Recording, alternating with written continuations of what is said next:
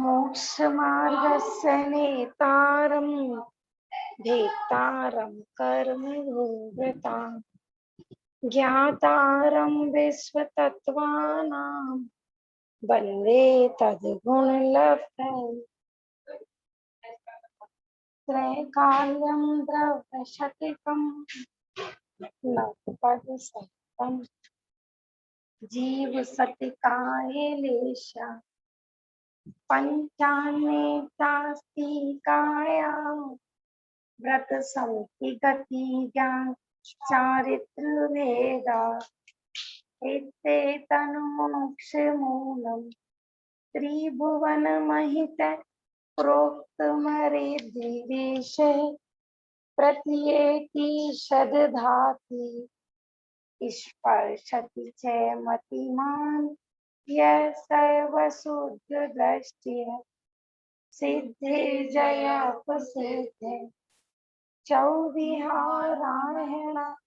फलम पत्ते पंडिता हरिहंते मोक्षम आरायणा कंसो उज्जोवनमुज्जवनम रेवाहणम ताहणम चणे चरणम दंसनेनाचरितम तवाड़मारायणा बढ़िया। तीसरा अध्याय निकाल। रत्न शर्करा बालुका पंख धूम तमो महातमा प्रमा भूम्यो खनाम्बो वाताकाश प्रतिष्ठा सप्तो धोधा तासु त्रिंशत् पंच विशन्ति पंचदश दश त्रिपंचो ने नरक शत सहस्राणि पंच छैव यथाक्रमम् नारका नित्या सुतरलेशा परिणाम देह विक्रिया परस्परोदरीत दुःखः संक्लिष्टा सुरोदरीत दुःखाश प्राचतुर्भ्या तेष्वे त्रिसप्तदश सप्तदश द्वाविंशति त्रयस्त्रिंशत् सागरोपमा सत्त्वानां परा स्थितिः जम्मू दीप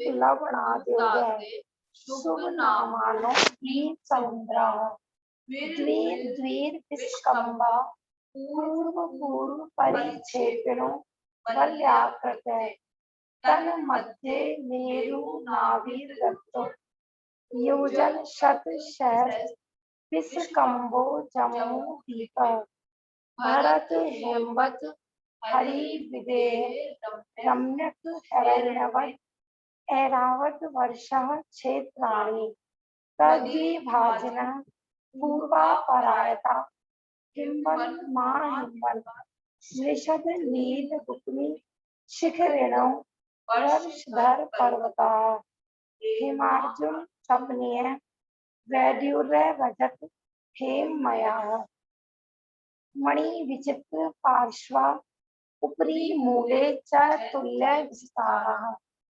पद्म महापद्म तिविश्य केसरी महापुंड्रिक पुंड्रिका हृदयास्ते सामु परि प्रथमो योजन सहस्रया दर्द विस्कम्बो हृदय दश योजन अवगाह तन मध्ये योजनम पुष्करम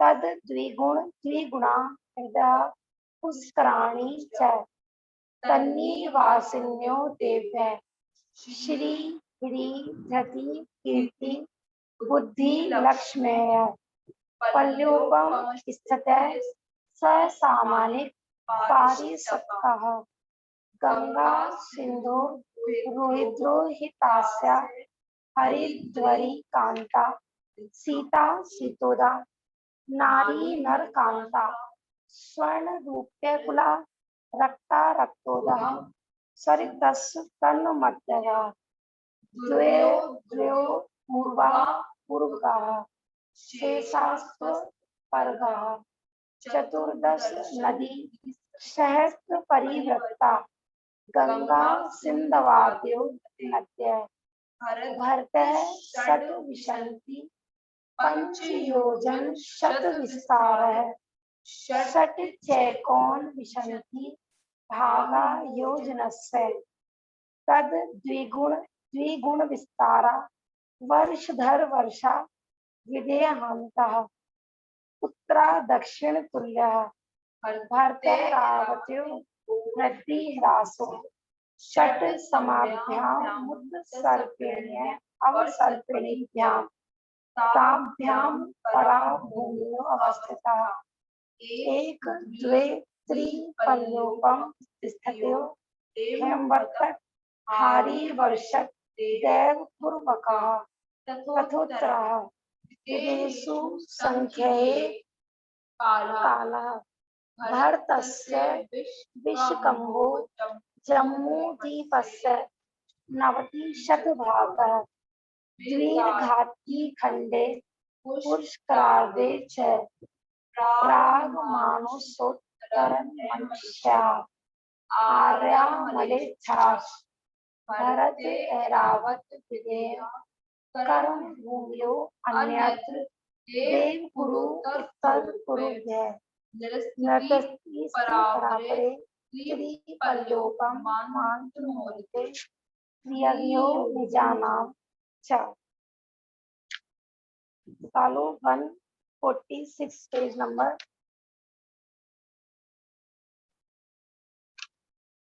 146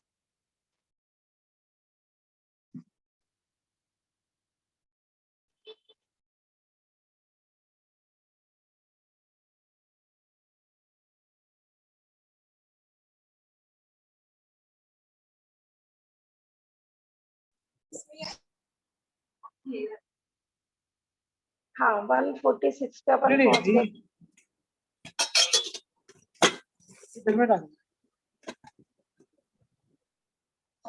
माइक का ध्यान दीजिए, किसी का माइक ऑन है। हाँ, नरक के संबंध में कुछ विशेष जानकारी। ये चल रहा बेटा, पीछे की लाइट जला दो, अंधेरा हो रहा है पीछे। ये भी हो गया था ना हमारा, चारों गतियों में एक नरक गति ऐसी है जहाँ पर जीव रमना नहीं चाहता। इससे नीचे भी हो गया था। 147 पेज पर आ रहे हैं। 147 पे अपन आ गए थे। इससे एक बात सहज ही सिद्ध होती है इस वाले पैराग्राफ पे। ठीक है ना, माने हमारा लास्ट यहाँ पर बेटा जिनवाणी ले लो, जिनवाणी में देखो 147 पेज है, 147।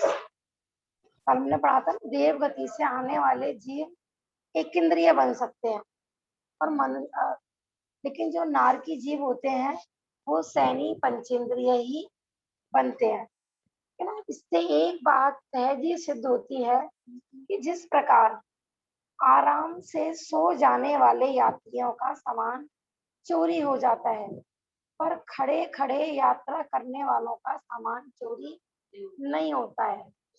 एग्जाम्पल दे रहे हैं। उसी प्रकार भोगों में निरत रहने वाले सुसुप्त जीव अनुकूलता में ज्ञान धन को गवा देते हैं, किंतु पीड़ा में ही सही पर निरंतर सजग रहने वाले ज्ञान धन को नहीं गवाते, है ना। इसके ऊपर एग्जाम्पल दिया है, जो ऊपर बात चल रही थी कि देव गति के जीव मर के क्या बन जाते हैं, एक इंद्रिय पर्याय में, और नारकी जीव क्या बनते हैं आकर, संगी पंचेंद्रिय। यहाँ पर एग्जाम्पल दिया है कि कोई यात्रा कर रहा है, आराम से यात्रा करने वालों को उसको अच्छी बढ़िया सीट वीट मिल गई, अब वो सोचता है कि कोई दिक्कत तो है नहीं, आराम से सो जाता है, और ऐसा सुसुप्त हो जाता है उसका माल भी चोरी हो जाता है। अब जिस बंदे को सीट ही नहीं मिली, बेचारा खड़े खड़े जा रहा है, तो इस बहाने वो जाग तो रहा है कम से कम, है ना। तो उसका सामान चोरी होने का चांस ही नहीं है। तो ऐसे बता रहे हैं कि जहाँ निरंतर पाप का उदय है, तो उस पाप के उदय में निरंतर उनको प्रायश्चित होता रहता है ना। और पूर्व में जो उन्होंने ज्ञान आदि प्राप्त करे थे या देव छात्र का समागम किया था, उसको भी वह याद करते रहते हैं कि देखो हमने वहां पर समागम किया था, उसका सदुपयोग नहीं करा। तो उनको रह रह के ना अच्छी अच्छी बातें याद आती है कि उनको जो जैसे देव आदि उनको याद दिलाते हैं या उनको अपना स्वयं का स्मरण होता है। देखो जब मुझे समागम मिला था तो मैंने सदुपयोग नहीं करा, है ना, मैंने ज्ञानियों की बात नहीं मानी, पापियों की बात मानी, तो वो तो हो जाते हैं सजग, भले पीड़ा ही सही। और ना पाप के उदय में तो जीव हाय राम तो बोलता है, और पुण्य के उदय में कह रहे हैं सुसुप्त, माने भोगों में ऐसा सुसुप्त माने एक तरह से बेहोश अवस्था होती है ना, माने पुण्य के उदय में पता ही नहीं लगता है 100 वर्ष कहाँ व्यतीत हो गए, 1000 वर्ष कहाँ व्यतीत हो गए, पूरा देवों का ऐसे ही निकल जाता है। जन्म लेते उधर घूमी आए, उधर घूमी आए, नंदन वन में चले गए, पांडु वन में चले गए, वो वाले द्वीप में चले गए, वो वाले द्वीप में चले गए, वहां पंचकल्याणक मनाई है, वहां देखो सब तरह के देव होते हैं। जो ज्ञानी देव, हमने कहा ना धर्मात्मा तो किसी भी क्षेत्र में हो तो वहां से वो अपना धर्म ज्ञानी पुष्ट करता रहता है ना।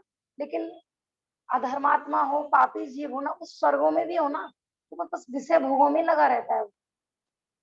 यद्यपि वहां पर भी पंचकल्याणक के प्रसंग तो सबको ही बनते हैं, चाहे मिथ्या दृष्टि देव हो चाहे सम्यक दृष्टि देव हो, पंचकल्याणक में तो सभी जाते हैं ना। लेकिन एक बस हमें काम सौंप दिया गया है, जैसे कोई हमारे घर का नौकर है, ठीक है ना, और हमने अपने घर में कोई विधान रचाया और हमने उसको काम सौंप दिया।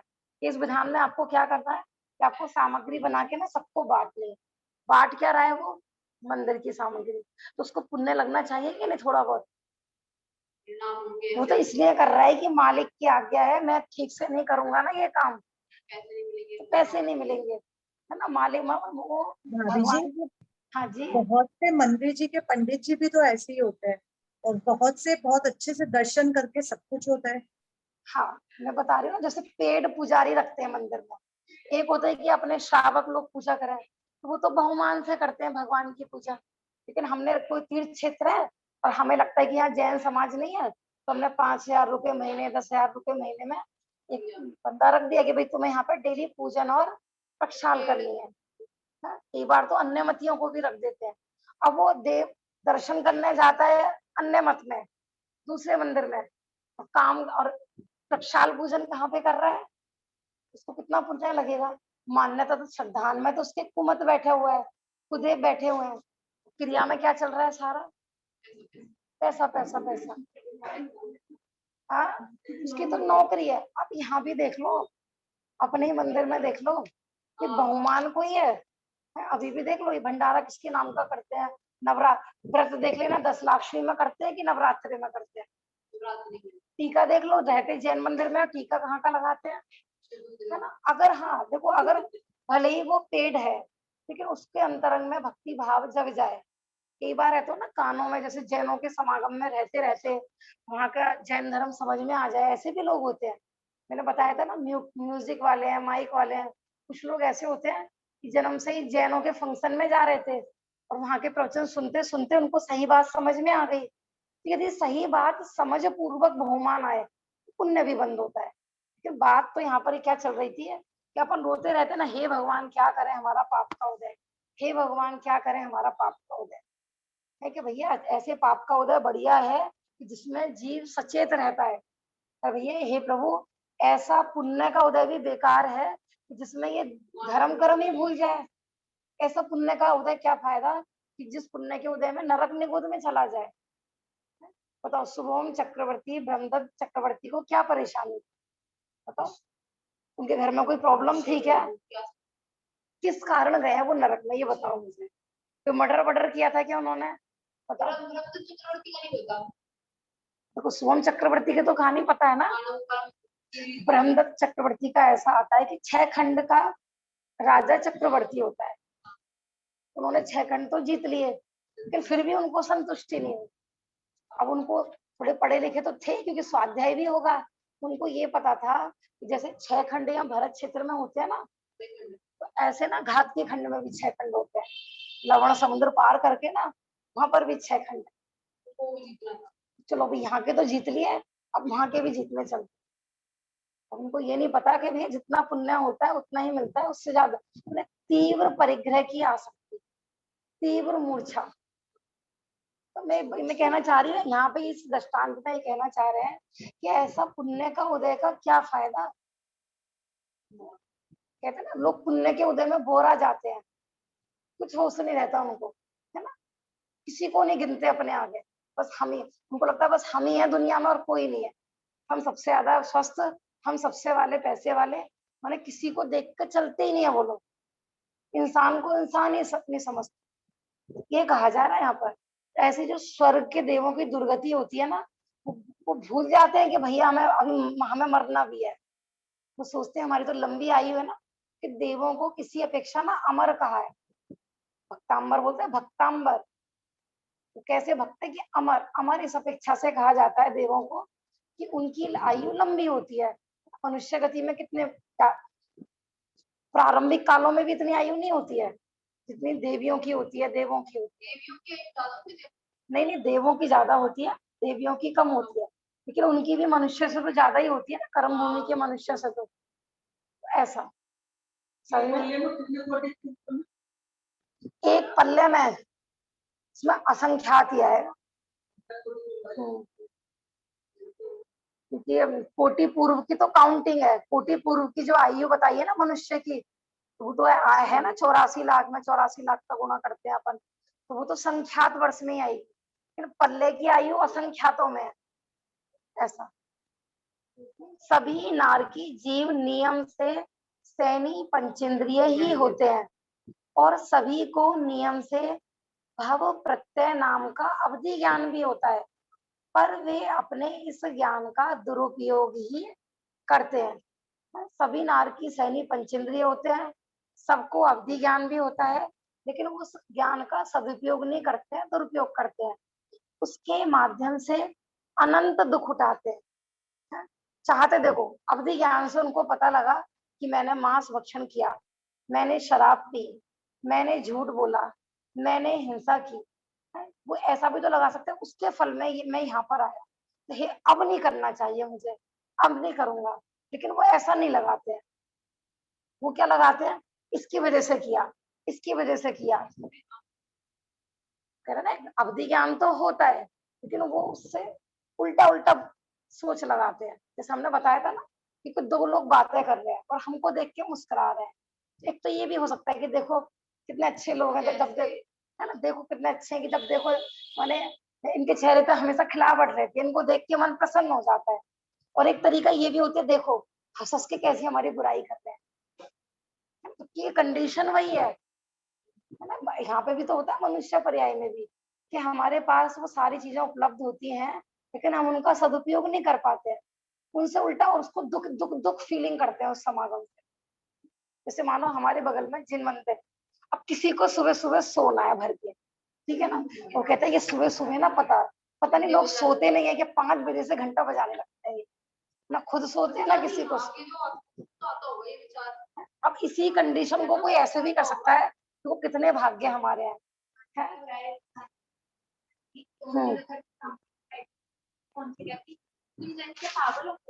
हाँ बेटा देखो, इस गली में और भी तो लोग रहते हैं ऐसे ही बोलते हैं, कहते हैं ना सोते हैं ना सोने देते हैं, जैनी 5 बजे से अपने मंदिर में टन टन चालू कर देते हैं।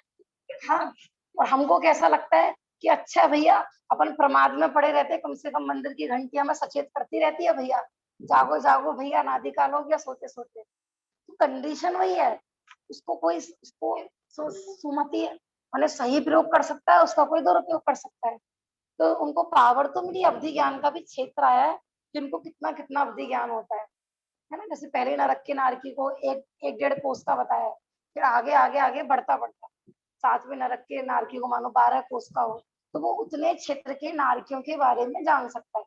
अब उसके फैमिली मेंबर भी गए हैं वहां पर, तो सुअवधि ज्ञान वाला क्या करता है, देखो बेचारे ने पहले पाप किया था ना, उसका फल मैं भी भोग रहा हूँ और ये भी भोग रहा हूँ, अब हम यहाँ नहीं लड़ेंगे, फिर उनको ऐसी बुद्धि नहीं उपजती है, वो उल्टा उल्टा ही लगाते हैं सारा, इसका दुरुपयोग ही करते हैं। देखो माँ और बेटा, इसमें एग्जाम्पल, ये प्रसिद्ध एग्जाम्पल है, माँ और बेटा दोनों नरक में है, तो अवधि ज्ञान से यह जान लेता है। भाभी जी, हाँ जी, हाँ, आज दिन की पाठशाला में क्वेश्चन आया था कि जैसे 6 महीने पहले तीर्थंकर जो जिनका तीर्थंकर प्रकृति का बंद हो जाता है, तो 6 महीने पहले उनको ये उपसर्ग आपकी आवाज बहुत कम आ रही है। कोई नहीं, फिर मैं बाद में पूछ लूंगी भाभी जी। या तो आप चैट में लिख के भेज दी, पता नहीं मुझे वॉल्यूम बहुत बहुत ज्यादा कम आ रही है। ठीक है, मैं बाद में पूछ लूंगी भाभी। चैट में लिख के भेज दीजिए प्रश्न, तो मैं यहाँ से पढ़ लूंगी। ठीक है, ठीक है। बस इतना पता है आप बोल रही हो, लेकिन आवाज मुझे क्लियर नहीं आ रही। माँ और बेटा दोनों नरक में हो, तो बेटा अवधि ज्ञान से यह जानता है कि पिछले भव में ये मेरी माँ थी, अब प्रतिदिन मेरी आंख फोड़ने का प्रयास करती थी। यदि मैं प्रयत्न पूर्वक अपनी आंख न बचा पाता तो यह तो मुझे अंधा ही कर देती। माँ क्यों डाल रही है काजल? पहले जमाने में काजल क्यों डालते थे, है ना, हमारे बच्चे की आंखें बहुत अच्छी रहेंगी, कभी चश्मा नहीं चढ़ाना पड़ेगा, इसलिए काजल डालती है माँ, है ना। देखो, माँ को राग है इसलिए डाल रही है, जबकि बच्चा रो भी रहा है, लेकिन वो उसके भविष्य को देखते हुए कि नहीं तो भैया जल्दी अंधा हो जाएगा, इसलिए काजल। तो माँ तो अच्छे के लिए कर रही थी, लेकिन वो वहां पर क्या बुद्धि है? हाँ, वो बेटा को कुमति उपजी है ना, तो हाँ, उसको ये फील हो रहा है ये। हाँ, हाँ, वहां पर सब उल्टा ही उल्टा सोचते हैं पूरा। हाँ, जबकि यहाँ पर तो अच्छे के लिए कर रही थी, क्योंकि माँ ने भी यदि कोई औषधि भी खिलाई होगी, कोई नॉन वेज भी खिलाया, मान लो स्वयं नहीं खाती थी, मजबूरी में खिलाया, तो राग में ही होगा, है ना। माँ भी गई, बेटा भी गया।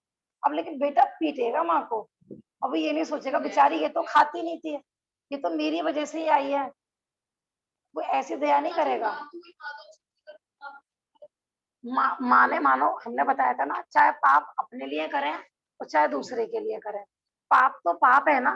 तो हमने माना बच्चों के लिए करा, कुटुंबियों के लिए पाप किया, और किसी जीव की उसमें हिंसा हुई, तो वो जीव तरह तड़प के मरा, तो उसका पाप हमें लगेगा कि नहीं लगेगा? मेरे बच्चे को डॉक्टर ने बोला इसको अंडे खिलाओ, ये कमजोर है, ठीक है, मैं नहीं अंडे खाती और मुझे पता है कि अंडे खाना दोष है, ठीक है, हमने बच्चे को अपने राग में खिलाया, तो हमें खिलाने का भी पाप लगेगा कि नहीं लगेगा? कृत कार्य अनुमोदन में बता रही थी ना, हम कृत कार्य के पाप इतने नहीं करते जितने अनुमोदना के बांधते। जैसे आज हमने क्या नियम भेजा था, मोबाइल का, तो उसमें मेन तो ये था कि व्यर्थ के, कम से कम व्यर्थ का तो नहीं चलाएंगे। कितने लोगों का रेस्पॉन्स आया? इससे ही पता लग रहा है कि हम व्यर्थ का पाप ज्यादा करते हैं। हमने कहा था काम से यूज कर सकते हैं, बस फालतू क्या होता है, फोन आया, काम की बात सिर्फ 2 मिनट, और बाकी 1 घंटे तूने क्या क्या बनाया, मैंने क्या बनाया, ये वहां पे कौन गया, यही तो होता है, क्या चलता है। माने हम व्यर्थ के पाप कितने करते हैं।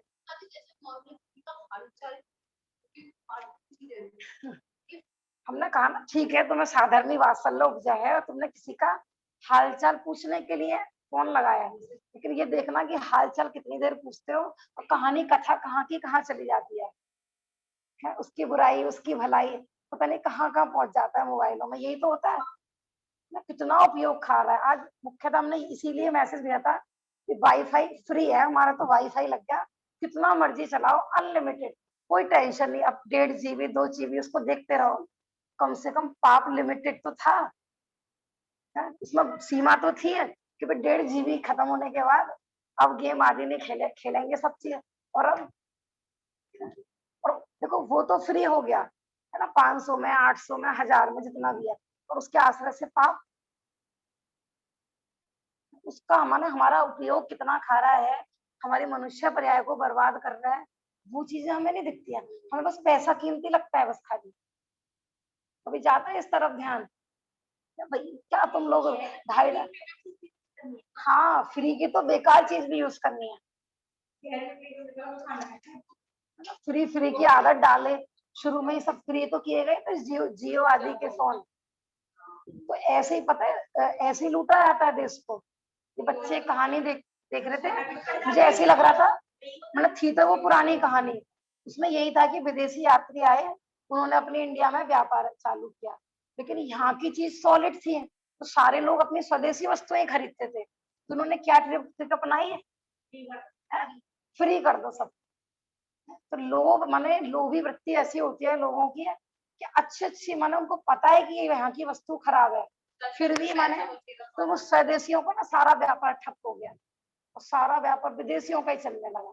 अब धीरे धीरे क्या करा विदेशियों ने, पहले तो क्वालिटी अच्छी, अब लोग उसके आदी हो गए, अब उसके बिना नहीं रह सकते। तो बहुत सारी चीजें दिखाएंगे। अब जैसे उस समय तो मोबाइल नहीं होगा, ये कहानियां वो बहुत पुरानी है, उसमें जैसे ऐसे वाले पंखे वो विदेशों में ऐसे ऐसे तरह तरह, उसके लोग आदी हो गए। अब बच्चा कहता है कि नहीं मुझे तो उसी की चीज लाओ, माने अब वो बहिष्कार करना चाह रहे हैं, क्योंकि अब देख रहे हैं कि देश में कितना बड़ा नुकसान हो रहा है, लेकिन अब इतने आदी हो गए कि उस वस्तु को छोड़ नहीं सकते, और हमें पता है कि हम लुट रहे हैं। हाँ, ऐसे ही होता है, ठीक है ना। तो फ्री के चक्कर में तो देश लुट रहा है। क्या होता है भाई, वोटिंग का टाइम होता है, क्या होता है, फ्री नाश्ता, फ्री खाना, हर क्षेत्र में हो गया अब ये चीज तो फ्री पानी, फ्री बिजली, फ्री कर दो, सबसे बढ़िया है। लोगों को अपने अंडर में करना हो तो उनको लालच दे दो किसी भी चीज का। अपनी बात तो कुछ कहाँ से निकली थी कि वहां पर तो बुद्धि नहीं उपजती है, हमेशा उल्टा उल्टा लगाते हैं। किया था किसी ने हमारे भले के लिए और वो सोचता है कि इसने हमारा बुरा किया। प्रश्न आ गया चैट में।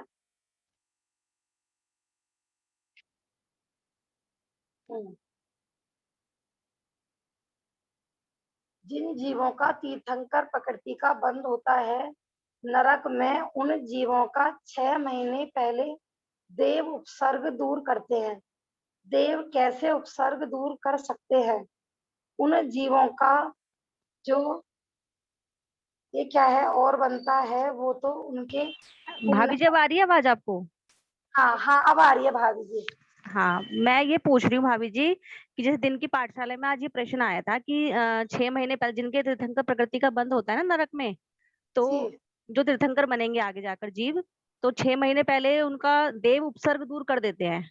6 महीने जी तक उनके ऊपर कोई उपसर्ग नहीं होता, तो देव हाँ कैसे उपसर्ग दूर कर सकते हैं? मतलब वो उनके उपसर्ग में कैसे निमित्त पड़ सकते हैं? वो तो उनके पुण्य से होगा ना। हाँ, भाभी जी का प्रश्न है। दोपहर को जो पाठशाला चलती है अपनी बच्चों वाली जो चलती है, करुणा भाभी जी लेती हैं आजकल, तो प्रश्न उसमें ये आ रहा था कि जब नरक में जो तीर्थंकर के जीव होते हैं, जब उनका यहाँ पर जन्म होने वाला होता है, माने नरक में सिर्फ 6 महीने की उनकी आयु बची होती है, तो देव उनका उपसर्ग दूर करते हैं। ऐसा आया है तिल्लोपन्नति में भी आया है तत्वार, माने 6 महीने पहले उनका मारना पीटना ये सब बंद हो जाता है। हाँ, प्रश्न ये है कि देव उनका उपसर्ग कैसे दूर कर सकते हैं, है ना। ये कहो कि उनके पुण्य के उदय से होता है ना। यदि पाप का उदय चल रहा है तो कैसे दूर कर सकते हैं? देखो, देव भी तो हमारे पुण्य पाप के चाकर ही हैं, किसी के भी हो। हमने बताया था ना, हमें एक गिलास पानी कोई व्यक्ति दे रहा है ना, तो वो व्यक्ति नहीं दे रहा है, वो हमारे पुण्य का दास है। तो और हमारा पाप का उदय होना तो सामने वाले में ताकत नहीं है कि हमें एक गिलास पानी दे दे। तो वहां देवों को जो उपसर्ग दूर करने का भाव आ रहा है, हमने बताया था ना, तीर्थंकर की कोई भी क्रिया माने उनके गुप्त नहीं होती है, उनके तो जन्म से ही 6 महीने पहले रत्नों की बारिश प्रारंभ हो जाती है। तीनों लोगों में सूचना हो जाती है कि भाई यहाँ पर भरत क्षेत्र में तीर्थंकर का जन्म होने वाला है, तो असंख्यात देवों को सबको पता चल जाती है। तो वो अवधि ज्ञान लगाते हैं भैया, तो वो तीर्थंकर बनने वाला जीव है कहाँ पर, भैया अभी तो नरक में है। तो उधर उनका पुण्य का उदय जागृत हुआ, और इधर इनको क्या भाव आया कि चलो भैया उनको कम से कम यहाँ तो रत्नों की बारिश चालू हो गई, पर वहां वो अभी भी पिट रहे हैं। समझ में आ रहा है ना। हाँ बेटा, अभी 1 मिनट ये बात पूरी कर दो। हाँ, तो अब हम कहें कि देव करते हैं कि उनके पुण्य का उदय, कि उनके पुण्य के योग से देवों को ऐसा भाव आता है। देखो, उससे पहले देव कहाँ सो रहे थे सारे, उससे पहले भाव क्यों नहीं आया? उससे पहले उनका ऐसे ही पाप का उदय चल रहा था, क्योंकि एक समय भी हमारे पाप कर्म को या पुण्य कर्म को कोई दूर नहीं कर सकता। देवों को भी तभी भाव आता है जब उनका पुण्य का उदय जागृत हो जाता है। ये तो निमित्त की अपेक्षा कहने में आता है कि देवों ने उपसर्ग किया, बाकी सब कुछ उनके पुण्य के उदय से ही हो रहा है ना। बताते हैं उनके चारों तरफ ऐसी बाउंड्री बना देते हैं कि उनको कोई नार की टच भी नहीं कर पाता है ना। ऐसा सुरक्षा कवच बना देते हैं, बालवीर जैसा है ना, कि उसमें भयंकर परी कुछ काम नहीं करती है ना।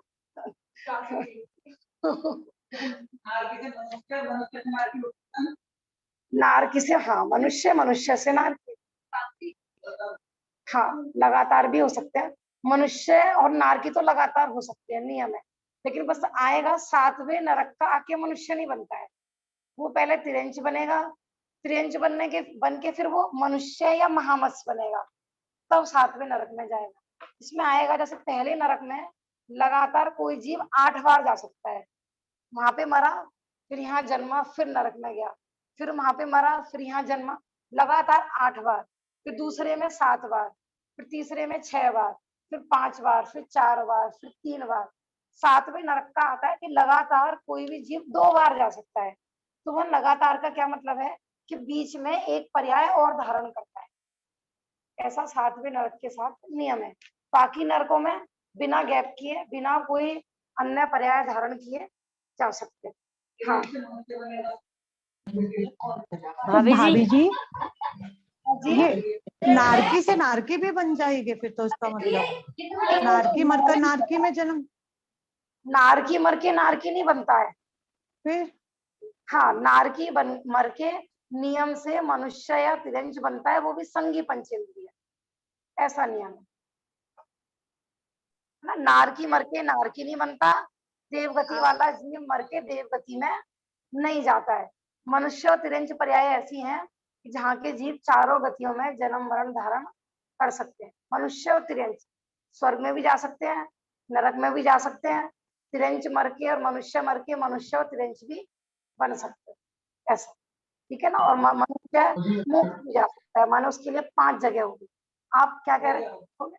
हाँ तपस्या, भाभी जी, भाभी जी, हाँ जी, हाँ जी, हाँ आपने बोलिए। कहा, हाँ, आपने अभी बोला ना कि ये पहले नरक में जाएंगे, दूसरे नरक में जा सकते हैं, तीसरे नरक में भी जा सकते हैं, तो मनुष्य बन के तिरंच बन के ही जा सकते हैं क्या? हाँ मनुष्य और तिरंज बन के ही दोबारा नरक में जाएगा वो। ऐसा नहीं है, लगातार का मतलब है, अच्छा इन्होंने लगातार का मतलब ऐसे सोचा है। मैंने कहा ना पहले नरक में लगातार 8 बार जा सकता है, तो लगातार का मतलब ऐसा नहीं कि मर के वहीं पैदा हुआ। नारकी पैदा से पहले नरक में कोई जीव मरा और वो यहाँ पर मनुष्य बना या तिरंज बना, फिर वो मर के दोबारा पहले नरक में गया, फिर वो यहाँ पर आकर दोबारा मनुष्य तिरंज बना। ऐसे बता रहे हैं हम, लगातार 8 बार, मैंने एक तो बार ऐसे ऐसे 8 बार जाएंगे भाभी जी वो? तभी जाएंगे ऐसा नहीं है। नहीं, हमने आपने बताया कहा ना 8 बार जा सकते हैं बस, वो अधिकतम, माने 8 अधिकतम। बार से ज्यादा नहीं जाएगा वो पहले नरक में लगातार। अच्छा बाकी अच्छा अच्छा अच्छा। पर घूम के फिर दोबारा से जा सकता है। तो माने हर चीज की एक लिमिट होती है, पाप करते करते थक जाता है ना। क्योंकि लगातार इस संसार में किसी का शुभ परिणाम नहीं रहते और लगातार अशुभ भी नहीं रहते, है ना। पाप की भी एक कैपेसिटी है, वो थक गया बाद में भी थोड़ा बहुत उसको अंदर में फीलिंग होती होगी अपने पाप की, दूसरी पर्याय धारण कर आता है, फिर दोबारा पाप में लग जाता है। जरा सा पुण्य का उदय आता होगा ना, फिर बोरा जाता है ये, है ना। जैसे पहले आती है सचेत करने के लिए पहली वेव, फिर दूसरी वेव, फिर भूल जाते हैं, फिर तीसरी वेव, हाँ, फिर थोड़ा ये जागृत होता है, फिर भी नहीं माना तो फिर चौथी वेव आएगी समझाने के लिए, तो बस फिर 5वीं आएगी, 6ठी आएगी, तो ठीक है ना। और कुछ जीव तब भी नहीं संभलते हैं, है ना। पाप के उदय वहीं रचना पचना चाहता है, भयंकर पीड़ित है दुखों से, फिर भी सुखी नहीं होने चाहता, उसे दुखों की आदत पड़ गई है। बताया था ना कि जिसको जहां पे रहता है ना उसको वहीं की आदत पड़ गई है, उसको दुख सहने की भी आदत पड़ गई। आपको पता है आजकल ना सबके जैसे बीमारियां होती है। हम अगर एक एक व्यक्ति सूक्ष्मता से देखे ना इस समय, जो अपने को स्वस्थ भी कहता है, उसको भी 10-15 बीमारी तो नॉर्मल हो जाएंगी, लेकिन वो बीमारी ना हैबिट में आ जाती है ना, इसलिए बीमारी नहीं लगती है।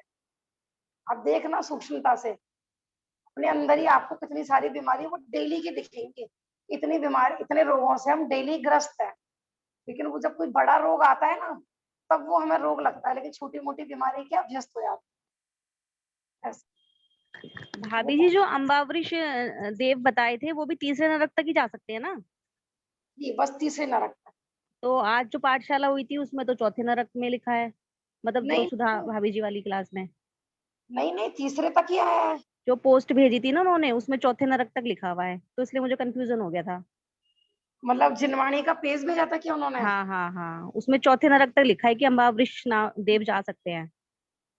अच्छा, उसमें में तो चौथे इसलिए नरक का है। जो अन्य एक पोस्ट भेजी होगी टंडन भाभी जी ने, उसमें चौथे नरक तक लिख रहा था, जबकि तीसरे तक सतवार सूत्र की टीकाओं में हाँ, तो वो मैंने उसमें पढ़ा था, तो मुझे फिर थोड़ा सा कंफ्यूजन है उसमें, इसलिए मैंने पूछा आपसे। तो मैं बताती हूँ ना, उपसर्ग जैसे कृत उपसर्ग बताए हैं। सुधा इसमें तो भाभी जी बोल रहे हैं ना, कुछ उन्होंने भेजा था, उनसे पूछो आप एक अच्छा बार। अच्छा, आप दोपहर वाले कह रहे हो, हाँ हाँ जो हाँ हाँ। वाली चलती है। अच्छा, चलो मैं दोबारा देखती हूँ, हो सकता है देखो, क्योंकि तिल्लोय परिणति की अलग विवक्षा हो। वैसे तो मुख्यतः तो तीसरे नरक तक ही आता है, क्योंकि सम्यक रसन उत्पन्न होने में जो निमित्त बताए हैं ना, तो चौथे से बताए हैं कि वहां पर उपदेश निमित्त नहीं होता है, जाति स्मरण और वेदना, दो ही सम्यक दर्शन में निमित्त होती है। बाकी भाभी मैं जी, दोबारा हाँ जी, अगर जिसको नरक बंद नहीं है न, तो उसे सम्यक दर्शन हो गया तो फिर वो नरक में तो नहीं ना जाएगा, नहीं, है भाभी ना? जी का कहना है कि किसी को सम्यक दर्शन हो, नरक का बंद नहीं हुआ है और फिर उसने सम्यक दर्शन किया है, तो फिर नरक में नहीं जाए। ठीक है ना, नरक में वही जाते हैं कि जिस जिनको पूर्व में बंद हो गई थी नरक आयु, हाँ हाँ हाँ। ऐसा। ठीक है, चले आगे। माँ उसकी आंख की सुरक्षा के लिए काजल लगाती थी, पर उसके ज्ञान में यही आता है कि ये मेरी आंख फोड़ने का प्रयास करती है।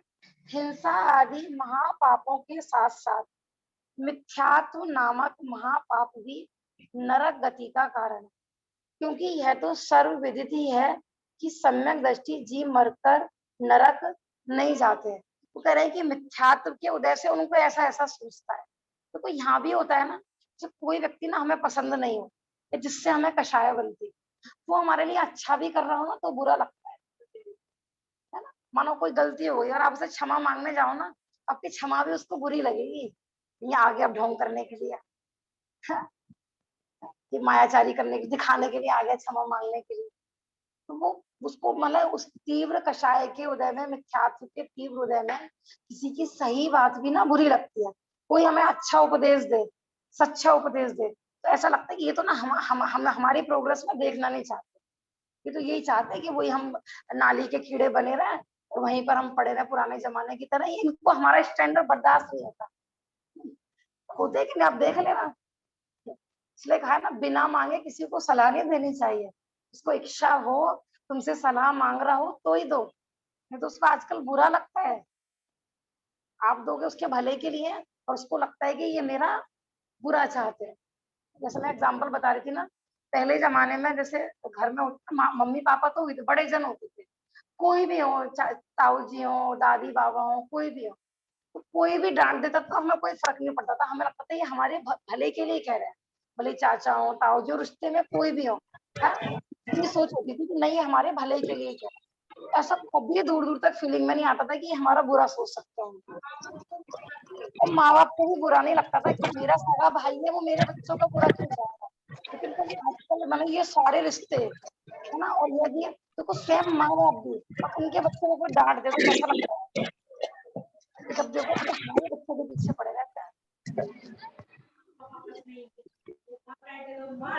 हाँ देखो, सही कह रही है भाभी जी, ये तो मैं उस समय की बात बताई है जब जॉइंट फैमिली थी। यहाँ कह रहे हैं सेपरेट फैमिली में क्या हालत है कि माँ ने बच्चे को डांट दिया तो बच्चे को लगता है कि माँ मेरी दुश्मन, मैं ये नहीं चाहती कि मैं कुछ करूं।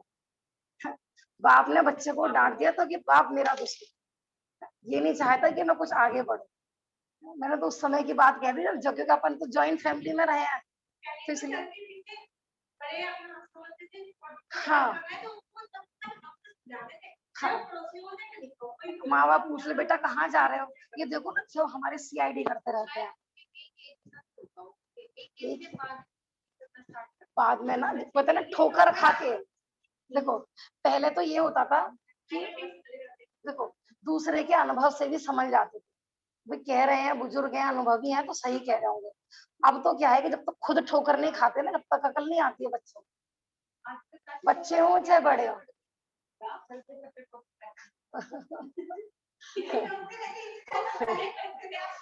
तो हमने कहा था ना, देखो टोकने वाले ना हम पे उपकार करते हैं और आज हमारी इसी नेचर, क्योंकि हमें टोका टाकी पसंद नहीं है, तो क्या करेंगे, भी सामने वाला टोकना बंद कर देंगे। तो कल हमारी गलती हमें कौन बताएगा? हमें बताया था ना, डांट, डांट का अर्थ बताया था ना, किसी में छेद हो जाए तो डांट लगाई जाती थी पहले, नाव आदि में छेद हो, डांट का मतलब समझ रहे हो? मैंने हमारे दोषों को दूर करने वाले होते हैं टोकनहारे, और हमें लगता है कि ये सबसे बड़ा दुश्मन है। जब देखो हम कहीं निकले ये टोकना चालू कर, ऐसा। मैं यहाँ तो बात चल रही थी कि कोई कर रहा है हमारे भले, सब जगह लगा लो, सब फैमिलियों में यही हाल है ना। पति है, मानो पत्नी की अच्छाई के लिए कुछ कह रहा है, क्योंकि अब जॉइंट फैमिली का तो उदाहरण मैं दे ही नहीं सकती, अब तो बच्चे ही नहीं है, अब तो 2-3 मेंबर होते हैं घर में, वही आपस में लड़ते मरते रहते हैं। हाँ, जैसे गोल्डी भाभी कई बार कहते हैं ना, पहले कसाई बट जाती थी, है ना, मानो पति पत्नी में भी झगड़ा हो गया, बड़े जन है घर में, तो शर्मा शर्मी में माने लड़ाई इतनी नहीं बढ़ती थी कि एक दूसरे को कुछ कह रहे हैं, ठीक है, बड़े बुजुर्ग है, शांत रह गए, चुप हो गए, माने कसाई बट गई। और अब क्या है कि दो की शक्ल देखते हैं पूरे दिन, तो एक एक बच्चे होते हैं, दिन भर उन्हीं पर पूरा ध्यान रहता है, उनको टोका टोकी। पहले 10 बच्चे होते थे, माँ कितना पीछे पड़ेगी, इसको खिलाऊंगी इसको खिलाऊं, अब एक के पीछे पड़े रहते हैं पूरे दिन, तो बच्चा भी इरिटेट हो जाता है, मम्मी पापा भी इरिटेट हो जाते हैं, तो शायद उत्पन्न होती है क्या,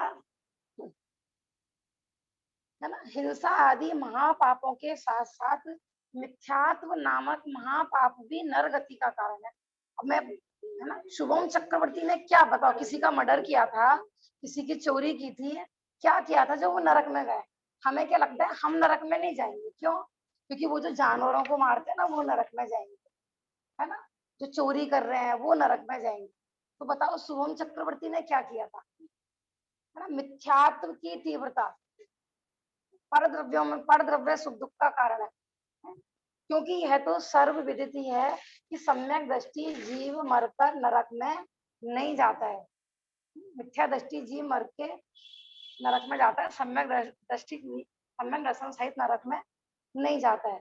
अतः जिन्हें नरक के भयंकर दुखों से बचना हो, वे अपने आत्मा को जानकर पहचान कर स्वयं में अपनापन स्थापित कर सम्यक दर्शन प्राप्त करें और आत्मा में ही जमकर रमकर चारित्रवंत होकर मुक्ति मार्ग में आगे बढ़े।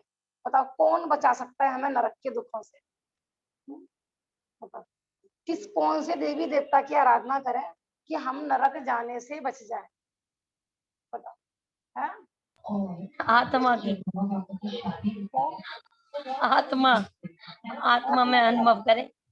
हाँ, पूजा भाभी कह रही है कि आत्मा का अनुभव करो। जैसे वो एग्जाम्पल आता है ना कि जिसके पास स्वयं ही टॉर्च हो, है ना, अंधेरे में शिखर जी की यात्रा पे अपन चढ़ रहे हैं, जब हमारे पास स्वयं ही टॉर्च है, हम दूसरे के आगे पीछे झांकेंगे क्या? कभी उसके आगे चल रहे, जिनके पास टॉर्च नहीं होती ना वो ऐसे करते हैं, है ना, टॉर्च वाला ढूंढते रहते हैं, उसके पीछे पीछे आगे पीछे चलते रहते हैं।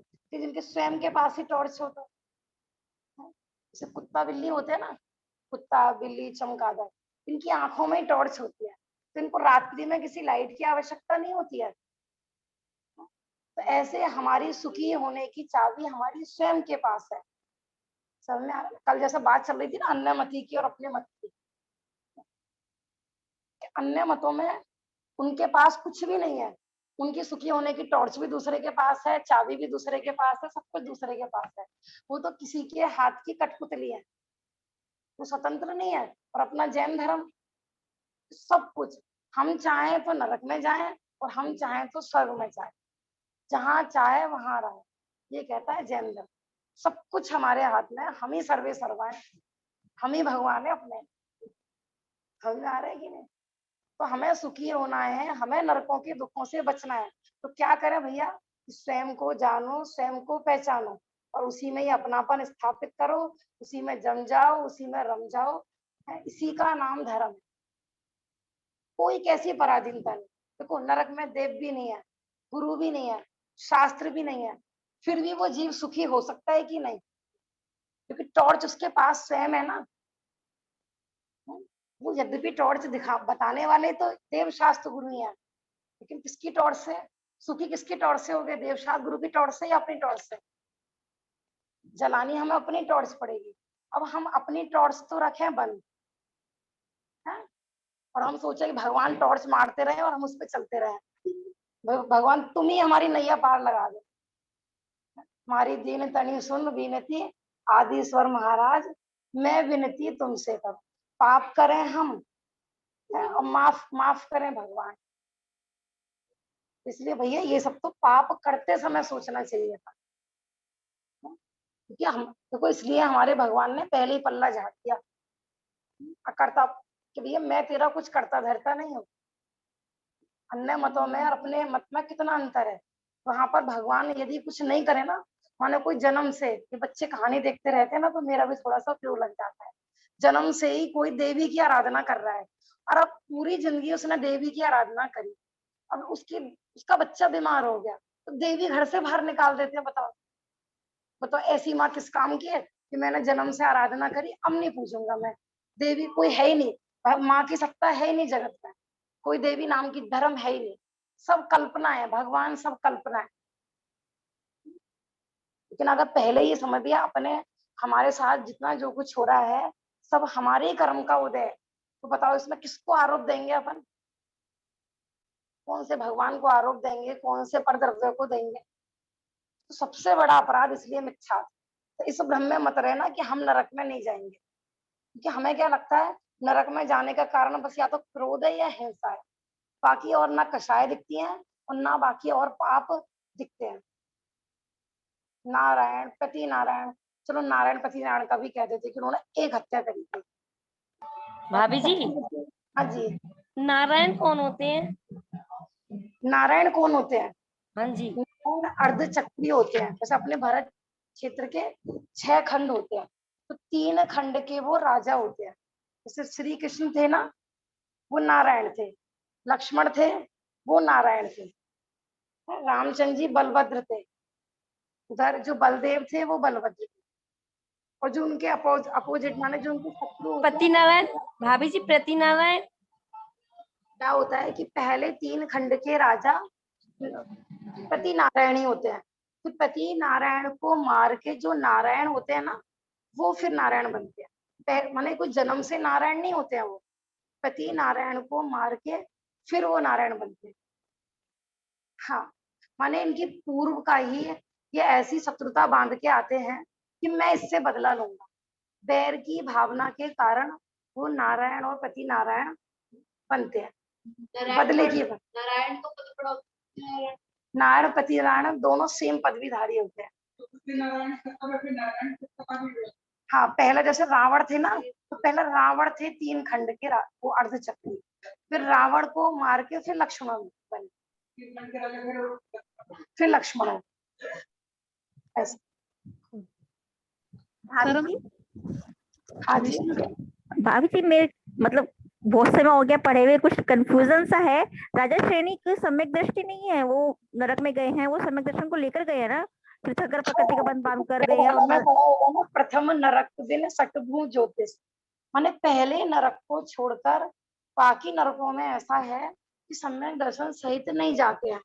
लेकिन पहले नरक में जिसने पहले आयु बांध ली थी नरक की, वो सम्यक दर्शन सहित भी जाते हैं। तो राजा श्रेणी को सम्यक दृष्टि है। भाभी जी पहले नरक में सम्यक दर्शन जीव जा सकता है, हाँ वो जा सकता है, दूसरे में नहीं जा सकता। दूसरे में नहीं जा सकता। ठीक है ना, ये सम्यक की महिमा गाई है ना, उसमें कि स्त्री नहीं बनता है, वो तिरंज गति में नहीं जाता है। लेकिन वो नरक में भी क्यों जा रहा है कि उसने पहले, क्योंकि एक बार जिस आयु का बंद हो जाए, है ना, भले ही कोई भी हो, सलाका पुरुष ही क्यों ना हो, उनको उस आयु का भोग करना ही पड़ता है, ऐसा नियम। ठीक है ना। और हम सोचते हैं कि हमारे सारे पाप चुपचाप से भगवान माफ कर दे। हम भगवान को थोड़ी सी रिश्वत दे आए 10-5 रुपए की, उन्हें रिश्वत देनी भी नहीं आती है। रिश्वत भी है करोड़पति अरबपति, और रिश्वत कितने कितने की देते हैं देख लेना, सब अपना अपना मन टटोल लेना। जरा सी संपत्ति कोई प्रतिकूलता आ जाए कितने रुपए उठाते हैं सब। तो राजा श्रेणी पहले नरक में है हाँ, राजा श्रेणी पहले नरक में है। और ये कृष्ण का जीव और ये रावण का जो जीव है वो भी पहले नरक में है। नहीं, रावण पहले नरक में नहीं है, रावण चौथे नरक में है, कहीं कहीं तीसरे में भी आता है, वैसे वो चौथे में है। ठीक है ना, वो सम्यक दर्शन सहित नहीं गए हैं, भाभी जी, हाँ जी, किशन जी भी चौथे नरक में है और वो भी चौथे नहीं, नरक में ही है मेरे ख्याल से, रावण और तीसरे लक्ष्मण। में, तीसरे में है। लक्ष्मण। हाँ, लक्ष्मण भी तीसरे में है। हाँ, लेकिन कहीं कहीं ऐसा आता है कि रावण डायरेक्ट नहीं बनेंगे, दोनों कथन आते हैं। हाँ, सीता जी का जीव भी संबोधन में गया था। हाँ हाँ, देखो इस हिसाब से तो रावण तीसरे नरक में ही हुए, क्योंकि सीता जी संबोधन करने गई थी रावण को और लक्ष्मण को, दोनों को संबोधन करने, तो तीसरे तरफ तक ही संबोधन है। लेकिन भाभी जी ने कहा था ना कि दोपहर वाली में कहीं ऐसा भी कथन आया है कि चौथे में भी जा सकते हैं, तो मैं दोबारा से देखूंगी इस बात को।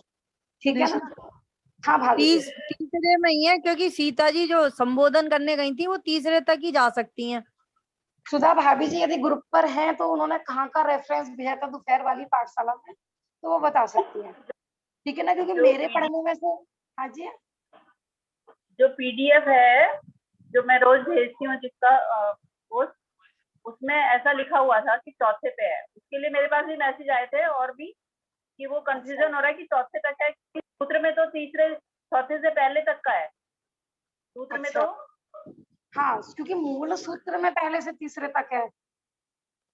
और आपके पास ना शायद वो होगी भारतीय ज्ञानपीठ की छपी हुई प्रश्नोत्तरी है। हाँ जी, हाँ जी, हाँ, तो देखो हो सकता है प्रिंटिंग मिस्टेक हो, या फिर उन्होंने कौन से ग्रंथ का रेफरेंस दिया है। हमने कहा ना जिनागम अगाध है, जितना अध्ययन करोगे उतना रहस्य खुलते हैं, है ना? कहीं ऐसा मिलेगा तो मैं आपको बताऊंगी कि चौथे तक भी है कि नहीं। ठीक है ना? कृष्णा, जिनवाणी में, हाँ जी भाभी। ये जो बोलते हैं कर्म विचारे कौन भूल मेरी दिखाई, इसका क्या अर्थ होगा? हाँ, भाभी जी का प्रश्न है, ये जो कहावत चलती है, कर्म विचारे कौन भूल मेरी अधिकाई, इसका क्या अर्थ है? नहीं समझ में आया? हाँ, तपस्या कह रही है, हमने तो प्ले किया था कि हम हर चीज में ना या तो कर्मों को दोष देते हैं और या फिर दूसरों को दोष देते रहते हैं। यहाँ ये कह रहे हैं भैया कि सब कुछ कर्म ही करते, तो जीव तो अपना पल्ला झाड़ लेता।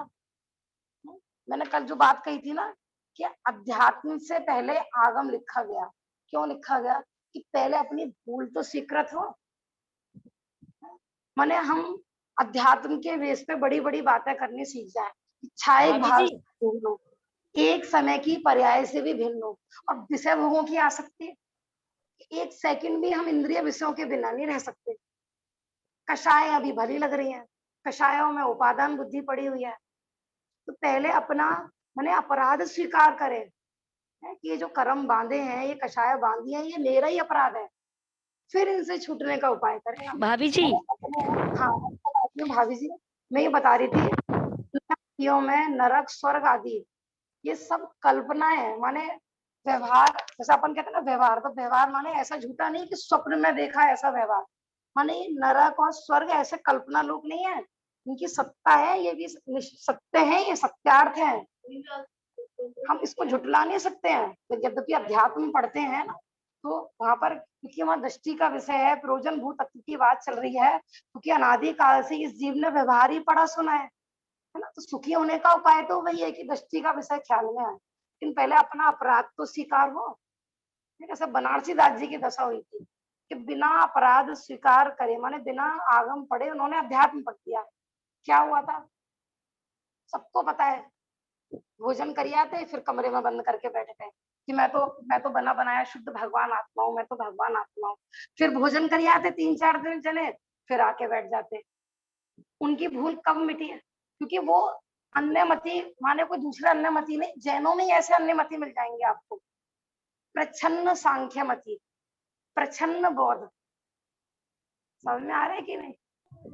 लेकिन एक बात ना, बहुत समय तो वैसे हो गया है, लेकिन फिर भी मैं ना इस बात को लेकर एक बहुत अच्छी बात बताना चाह रही हूँ कि बनारसी दास जी ने, कि जिस समय उनकी बुद्धि सुलझी हुई नहीं थी, अध्यात्म ने एकांतवाद की उनकी अवस्था थी, उस समय में उन्होंने ना ग्रंथ लिखे थे, समय सार नाटक आदि। लेकिन जब उनकी बुद्धि सुलट गई, माने जब वो अनेकांतवादी हो गए, माने जिनागम के अनुसार उनकी मति हो गई, तो उन्होंने चेक किया सारा लिखा हुआ कि मैं मतलब जो मैंने लिखे हैं तो उनमें तो समय तो मेरी बुद्धि पता नहीं कैसी थी, उन्होंने चेक किया तो सारा सही निकला। जब उन्होंने चेक किया ना, सब कुछ सही निकला। कैसे? वो तो एकांतवादी थे। एकांतवाद अवस्था में लिखा गया ग्रंथ और देखा तो पूरा एकांतवाद शैली में लिखा गया है। हाँ, मैं कहना चाह रही हूँ, देखो हमारी बहुत सारी पर्सनल कमजोरियां होती हैं ना, हमारे जीवन में बहुत सारे अपराध चलते रहते हैं, लेकिन हम स्वाध्याय करना सीख गए, तो हम स्वाध्याय के आधार पर अपनी उन कमजोरियों को ढकने का प्रयास करते हैं, दूसरों को भी उपदेश ऐसे ही देने लगते हैं। माने हमें उपदेश देते समय ये हमेशा बात ख्याल में रखनी है कि दूसरों को अपनी कमजोरी नहीं परोसनी है, अपना मत प्रस्तुत नहीं करना है, आगम क्या कहता है वो बात प्रस्तुत करनी है। माने ये गढ़धर की गद्दी इसलिए कहलाती है कि हमें अपनी मनगढ़ंत बातें इसमें, माने बनारसी दास जी ने ग्रंथ लिखा लेकिन अपने मन की बात नहीं लिखी, जबकि प्रवृत्ति में एकांतवाद चल रहा था उनका। समझ में आ रहा है ना? हमारी बहुत सारी कमजोरियां होती हैं, चाहे चरणानुयोग संबंधी हो, कोई से भी अनुयोग संबंधी हो, लेकिन हम क्या करते हैं, सबको उसी सांचे में ढालना चाहते हैं और कह देते हैं कि नहीं आजकल तो काल ऐसा है, इस समय तो धर्म यही वाला है। और हमारे निमित्त से जितने लोग लगते हैं ना, वो उनकी भी बस वहीं तक होके सोच उससे ज्यादा बढ़ती नहीं है। अब देख लेना वर्तमान में, मैंने व्यक्तिवाद इतना पनप रहा है, चाहे वो विद्वानों का हो चाहे मुनिराजों का हो, तो जिस लेवल का है ना उस लेवल की कमजोरी पर उसका है, तो वो श्रोता उसके उससे आगे नहीं बढ़ पाते हैं। वो कभी सोचते नहीं है कि इस काल में हम आगे भी बढ़ सकते हैं। समझ आ रहा है ना? इस चीज का बहुत ध्यान रखना है, क्योंकि अपन स्वाध्याय कर रहे हैं, करा रहे हैं, कभी भी ना अपनी कमजोरी नहीं परोसनी है किसी को, ना अपनी सोच को जिनवाणी के हिसाब से बदलना है, जिनवाणी को अपनी सोच के हिसाब से नहीं ढालना है। अपनी माने गलती को गलती माना ये सबसे बड़ी उपलब्धि है। और आज क्या हो रहा है, आज माने धर्म में की मतलब विशुद्धि घटती जा रही है, धर्म प्रचार क्यों नहीं हो रहा है, इसी कारण माने मूल आमनाएं क्यों लुप्त होती जा रही है, क्योंकि हर व्यक्ति ना मूल उपदेश देने से डरता है, या तो श्रोताओं के हिसाब से देंगे और या अपनी वीकनेस के हिसाब से उपदेश देंगे। और कोई सच्चा श्रोता होगा, सच्चा उपदेश देगा, तो वो पसंद नहीं आएगा, उसको लगेगा ये तो कहाँ चौथे काल की बात लेके बैठे हैं। ये अब इस जमाने में इतना धर्म नहीं होता है, ये तो पुराने जमाने की बात ऐसा है। ठीक है भाभी जी, मैंने भूल मेरी अधिकारी कि पहले हम यहाँ ये कहना चाह रहे हैं कि अपराध हमारा स्वयं का ही है ना, कोई अपन कर्म के हाथ की कठपुतली नहीं है, समय सारजी में आएगा, कर्म ही जगाते हैं, कर्म ही सुनाते हैं, तो फिर तो मोक्ष भी कर्म ही करा देंगे ना। जब हाँ, अन्य लोगों ने भगवान को कर्तावादी कह दिया, तुमने कर्म पे छोड़ दिया, तो अन्य मतियों में हम में क्या अंतर रहेगा। कर्म का उदय आएगा तो शिखर जी वाले बाबा बुला लेंगे, कर्म का उदय आएगा तो सम्यक दर्शन हो जाएगा, कर्म का उदय आएगा, कर्म जब जाना चाहेंगे तो मोक्ष हो जाएगा। कितना सरल हो गया, सब कुछ कर्म के हाथ में हो गया। ऐसा नहीं, हमने कहा ना सबके अपने अपने हाथ में टॉर्च है, सुखी दुखी होने की चाबी हमारे सबके अपने हाथ में है? तो अपन अपना अपराध भी स्वीकार करें, फिर निरापराध दशा कैसे प्राप्त होगी, सुखी होने का उपाय। तो इसलिए तत्वार पहले आपको प्रथम स्कंद पढ़ाया जाता है, फिर 8 से 9 में आपको द्वितीय श्रुत स्कंद पढ़ाया जा रहा है, ताकि अपना अपराध भी स्वीकार होता रहे और उस अपराधी वृत्ति कैसे छूटे ये उपाय भी आपको प्राप्त होता रहे। ठीक है ना, समय हो गया है, बाकी कल से हमारा हम मध्य लोक का विषय प्रारंभ होगा। निज निधि निज ने बताए, यह अनंत उपकार, उसके लिए जिन वाणी माफ वंदना सतवार। नमो अरहंता नमो सिद्धाणम नमो आयरियाणम नमो वज्झाया नमो सहसा। बोलो जिनवाणी माता की जय, महान जैन धर्म की जय। जय जिनेन्द्र जी सबको। जय जिनेन्द्र।